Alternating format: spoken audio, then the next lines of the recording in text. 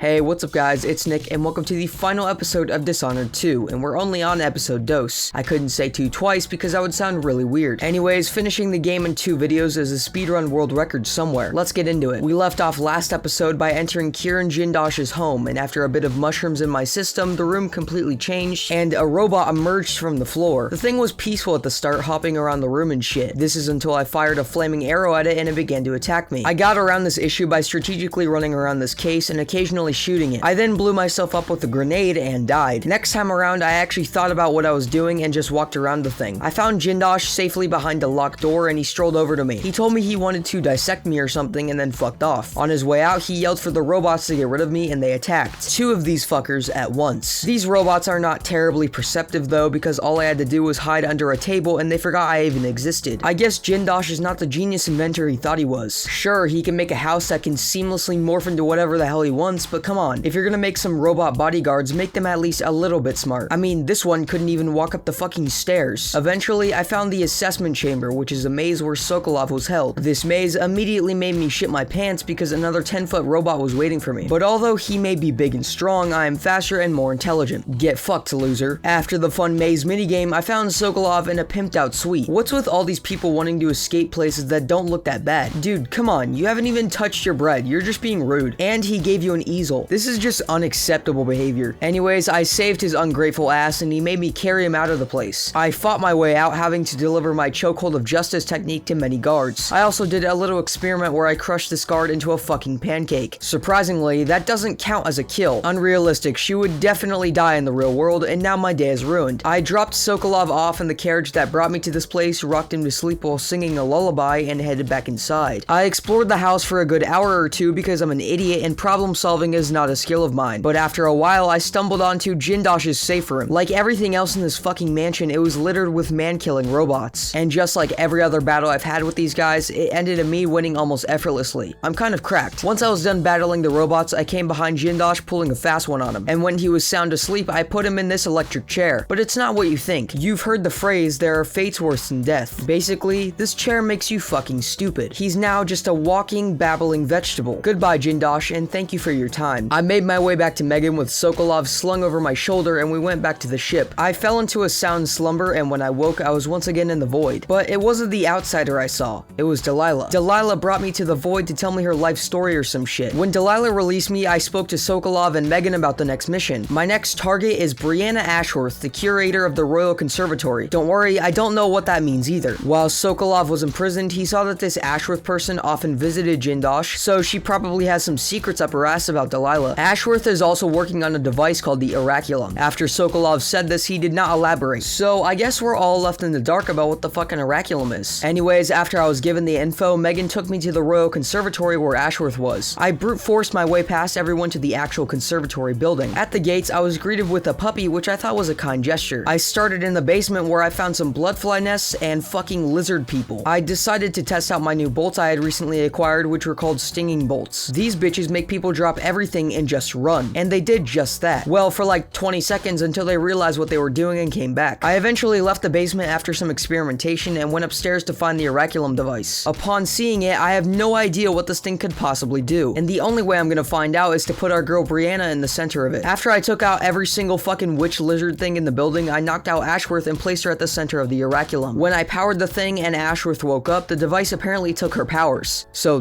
that's it. I thought it was gonna like blast a big fucking hole in her chest or something, but yeah, that's cool. After that, I took a key I found in her office to the basement where an audiograph was. On the recording, Ashworth explained how she, the Duke, and a few others brought back Delilah from the void at Aramis Stilton's home. I'm getting tired of this now. Guys, if you don't want people to figure out what you're doing or learn your secrets, maybe just don't fucking record them. It's a little bit easy to figure out exactly what you're thinking if you document every single word that pops up in your head. Well, I guess thanks for all that vital information, Ashworth. I made it back to Megan's boat after I had a few unsavory encounters with guards. I think about 8 people chased me back to our boat, but somehow, on a stroke of luck, they all disappeared when the cutscene began. And just like that, I was back on the ship briefing with Sokolov about our next mission. Life moves fast out here in the sea. Anyways, my next location was Aramis Stilton's home because this is where Delilah was supposedly brought back from the dead about 3 years ago. Stilton has since disappeared, so he's not really a target. Sokolov told me that Stilton's home was in the Dust District. In this Dust District, there are 2 gangs that will attack me on sight unless I'm carrying a leader of an opposing gang. But I have a little something telling me that this will not be an issue. Once I was in the Dust District, I met up with Megan in this fancy apartment. Damn, Megan, I didn't know you were so bougie. She told me more information about the groups I would be facing, the Howlers and the Overseers. Again, I didn't even get into the realm of their vicinity. This is because Aramis Stilton has a huge lock built by the man Jindosh himself. This lock requires you to put 5 names and 5 symbols in a specific order. Pretty impossible to just guess, right? Actually, no, because in a box 2 feet away from the lock is a riddle. If you figure out this riddle, you can open the lock. And of course, I'm not dealing with this gang war. It's just too much of a bother. So I figured out the riddle. It took a graph, a piece of paper, and 20 minutes of my time, but I figured it out because I'm a fucking nerd. And upon completing this puzzle, I find it very hard that not a single fucking person figured this out before me. Is everyone in this district an actual idiot? There's no way that there's not one competent person in this whole place that can take a little time to do this riddle. It's really not that difficult. I guess this just goes to show how my brain is a miracle of science and should probably be studied closer. When I entered the manor grounds, my power was immediately stripped from me. That's how you can tell some shit is about to go down. I investigated the ruin of the mansion, eventually finding Stilton. Clearly, this is not his finest hour. When I tried speaking to him, the outsider decided to stop by. This is the best example of a person who can't take a fucking hint. This visit from him wasn't terrible though, because he gave me a device that allowed me to do the coolest thing I've ever seen. Not in a video game,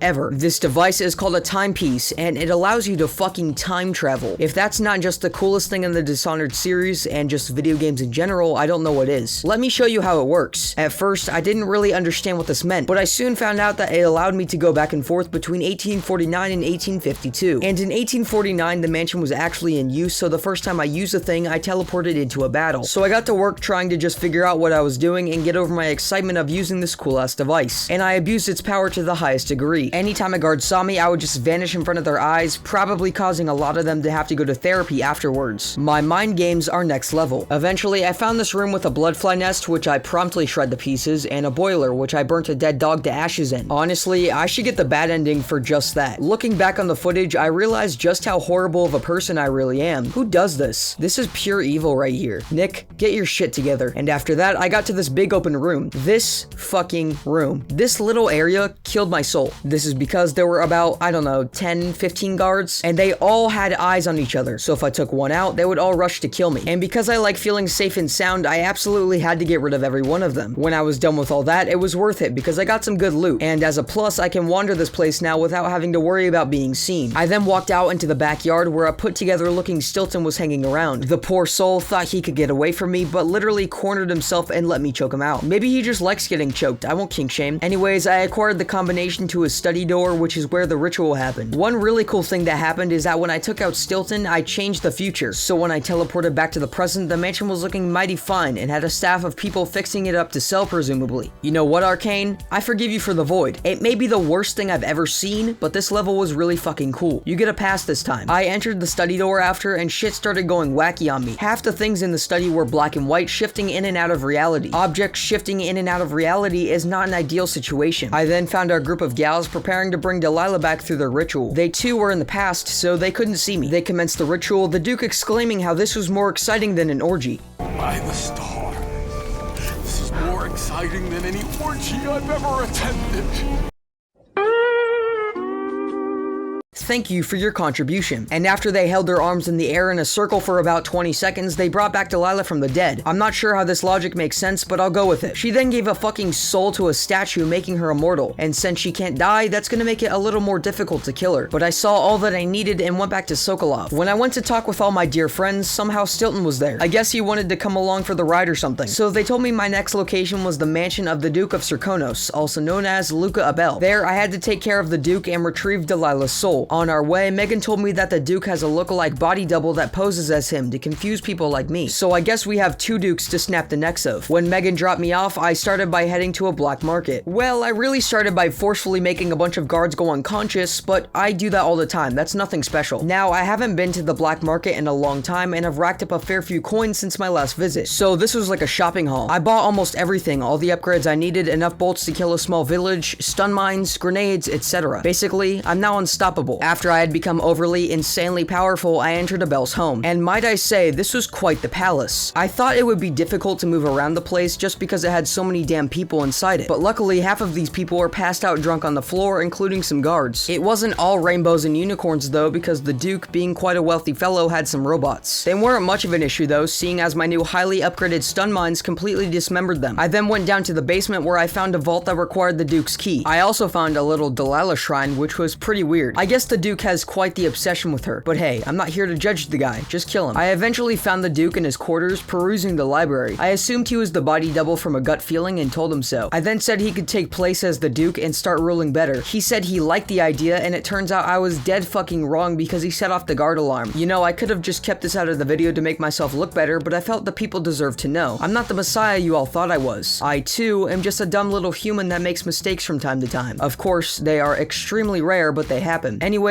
now that I know who is who, I wanted to pay the body double a visit before having to take care of the real deal. This turned out to be quite the challenge because I had to take out the guards in his room one by one without getting caught. I managed to do this and set up a nice little date for the two. What a sweet couple. I then entered the room the body double was in and immediately got blasted to ashes. And after disabling the lightning spitting machine, I spoke with the doppelganger. I told him the same thing as the real Luca, and he actually went along with the plan. He told me that we could convince everyone that the real Duke is insane by saying that he was the body double and he thinks that he's the real deal. He's simply taken his role too seriously and has lost his mind. But before we go through with that, we need his medallion. This medallion that the real Abel has on him is the proof that it is actually him. So if I can get that medallion to this fucking clone, we can convince everyone to put Luca in a psych ward. After the plan was set, I found the Duke and spoke with him again. I wanted to play some mind games with him and told him that I thought he was the body double again. He thought I fell right into his trap, and when he went to set off the alarm, I fucked his shit up. Then the fake Duke teleported to my location and took the medallion. I watched the action from this plant in the ceiling that only rich people would even think of having, where the fake Luca convinced everyone that the real guy is batshit crazy and they took him away. When I went to go talk to the guy about a job well done or a little celebration, the dude gave me the cold shoulder. Alright asshole, you didn't really need to be like that. Before I took the Duke out, I had stolen his key, and after the whole event, I opened the vault. Inside the vault, I found a fuck ton of gold that I couldn't carry any of, and Delilah's soul. Once I collected the soul, which I never thought I would say, Megan picked me up from the Duke's private dock. But she didn't even go to the dock, she just pussied out halfway and made me climb some rocks to get to her. Alright, kind of a dick move, but whatever. It's time for the final mission. I spoke with Megan for the final time, and she revealed to me that she was Billy Lurk. Now, if you haven't seen my Dishonored 1 series, you're a fucking psychopath, but Billy Lurk was in the DLC of Dishonored 1. She worked with Dowd to kill the Empress and later conspired to kill him. She told all this to Emily, and she was just a little bit pissed off. I thought she was going to stick a knife in her throat right there, but she spat out some shit about how she's changed and she's suffered, and for some reason, didn't resort to violence. Kind of dumb, but I won't harp on it too long because it's now time to kill Delilah. For the first time, I sailed back to my location on my own. It was pretty depressing having Delilah constantly talking to me while I was looking at the skies of Dunwall. She seriously doesn't shut the fuck up. When I got to Dunwall, it was just as depressing as the sky. Dead dogs everywhere, hanging bodies, debris everywhere, not a pretty sight. Eventually, I got inside of Dunwall Tower after crawling past a bunch of witches. I won't explain that part. Once I was in the tower, I tried to get on the elevator so I could just speedrun Delilah's death, but I read a note that she said she shut it off, so people like me couldn't get to her. What a fucking loser. Delilah is literally immortal at the moment, and she's scared of assassins, so I had to go through the tower to the basement where I fought more lizard witches and turned the power back on. And once I was done, I went up the elevator into the throne room. Damn, she really did a number on this place. You know, I'm not a huge fan of the decoration, and those dogs definitely gotta go, but I respect it. She's also kind of a brain-dead dumbass because she let me walk up to her and give her soul back. I don't really know the science behind that, but whatever. Alright, step 1 done, now she's mortal. But now I have to follow her into a painting and kill her. When I followed her in, I found what her ideal world would look like, which is kind of ass, and when I tried to kill her, her clones all hounded me. So I had to go slowly and kill the clones one by one. And let me just give you a sample of what I was hearing the entire time.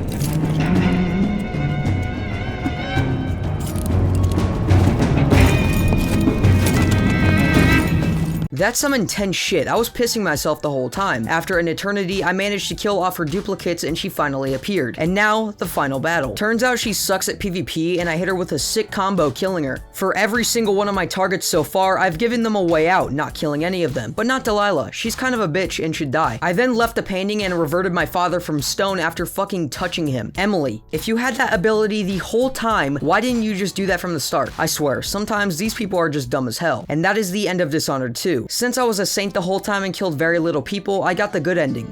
It was not worth it. When you play these games, kill as many people as possible and make Dunwall fall, because we all know that you bloodthirsty freaks like to watch the world burn.